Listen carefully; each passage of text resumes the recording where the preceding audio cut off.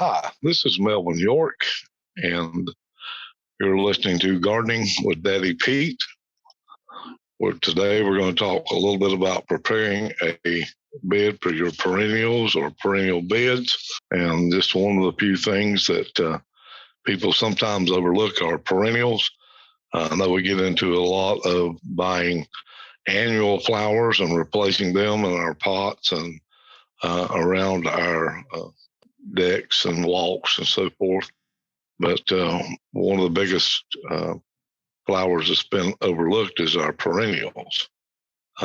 So what we're going to do today is we're going to talk a little bit about preparing a bed to plant those perennials in. Now, there's just hundreds upon hundreds of perennials that will give you same color, sometimes more, like your annuals will. But the good thing about this with perennials, they do come back every year.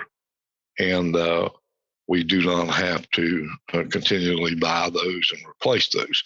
Now, if you do have places of color that you want to do, keep changing around from time to time, like pots on entryways or walkways, that's fine with your annuals. But if you're looking for color, and believe it or not, perennials do add the early spring, late spring, early summer, late summer, early fall, late fall colors.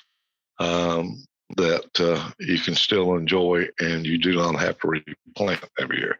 Now, when you're going to plant a perennial bed, you need to make a couple decisions. And when you're picking the spot for perennials, there's different types. There's perennials that like full sun. There's perennials that will tolerate sun, and partial shade. And then you have shade perennials. To give you an idea of that, hostas is one that tends to like more shade than sun. A couple hours a day of sun and early sun would be better for hostas, or very, very light sunned area. Not into a lot of sun is a hosta, but there's so many different varieties. They have beautiful foliage. Again, the blooms on those, the stems perpetrate outward, and most of the blooms, like little bells, are beautiful. Most of those are in a lavender color, but there's some whites and some pinks too. So the first thing is, what type of perennials do you want to plant? Now, there's low growing, there's medium height, and then there's some taller ones. But find that spot you want to do, measure it out, and that's the first thing. Decide where you're going to plant.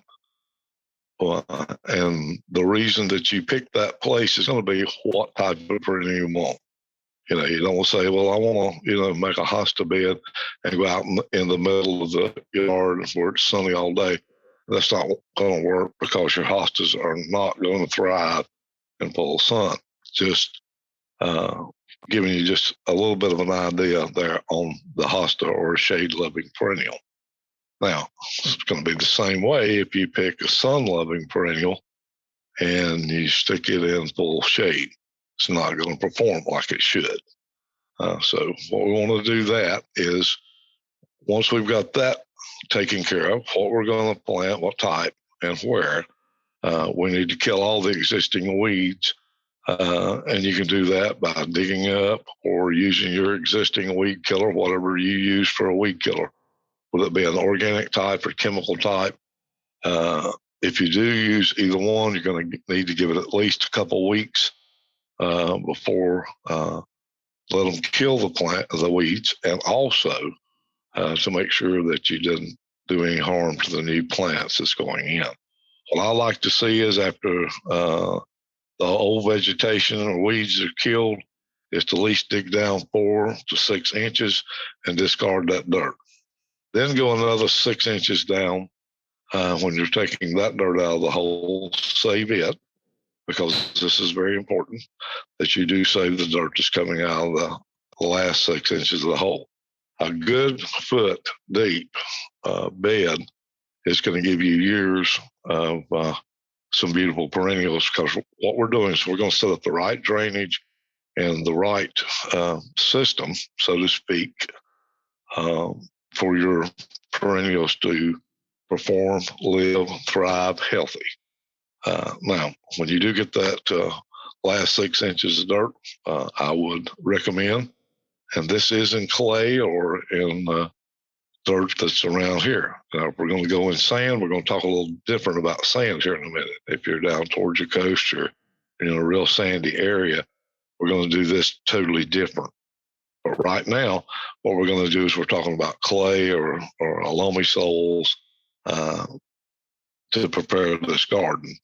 Now, we want to start that base out with either a fine rock or a coarse rock, or we do have a mix with Daddy Pete that's called a professional landscape mix.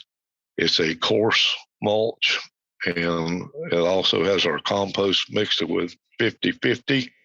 You can put that on the bottom. That's going to start your layer of drainage to go. Now, what we want to do with your next step is take something like, and I am going to use our compost as an example, but I'm sure if you can't get it, you can use something else. But I like our Daddy Pete's dairy compost, and mix it at least 50-50 with the existing soil. If you use our planting mix, you can mix it 25 to 30% and then use the 65 to 70% existing soil. Go ahead and put that back into your bed. I do recommend one thing with all plantings of a new bed like that. I like to see some gypsum incorporated into your beds and to your dirts, because gypsum, number one, it will not change the pH of your soil, but it also, if there are any at all things that would hurt your plants from growing, as far as maybe a chemical residue that's been left over in your soil, gypsum has known to take that to the bottom of the ground. It will keep pushing it downward. Also, gypsum is a great clay buster. So mix a little gypsum in with that soil, and then you're going to be ready to go.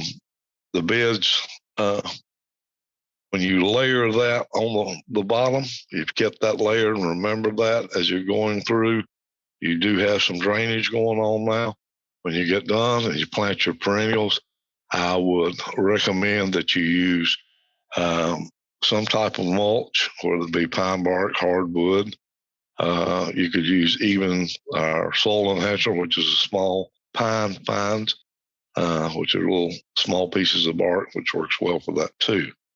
Now, pick your perennials for the spot you're going to use. If it's out in full sun, you want your perennial garden, and make sure you pick plants that love full sun. If you're doing an edge of a natural scape, pick plants that like shade or partial sun, and that will do. Now, we talked about that. That's if you're in clay or if you're in a loamy soil. What if you're at the beach area and you're in sand? Now, we do totally different with that. The only thing we do different on that is we still pick our spot. We still pick what type of perennials we want to plant, and then we find out if we're going to make this bed in the sun, or we're going to do the shade or partial shade. And that all depends on the perennials that you want to plant, just like you did with the clay. Only this time, what we're going to do is we're going to take out the sand to a certain part. And instead of building up for drainage, your sand's going to offer enough drainage for that.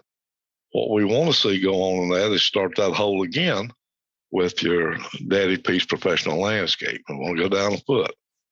Now, the reason we're doing that is we're doing organic matter. We want to keep organic matter in sand. So what we're going to do is start with that layer, and then with the sand that we've taken out, we want to do 50-50. 50% compost, and of our Daddy Pete's dairy compost, 50% of that, 50% of your native sand that you've taken out of that hole. Now, here's why 50%. We need the sand there to help hold the plant and provide the drainage. But we need the compost there so we can provide nutrients and start a soil system to keep those plants healthy and hopefully disease-free.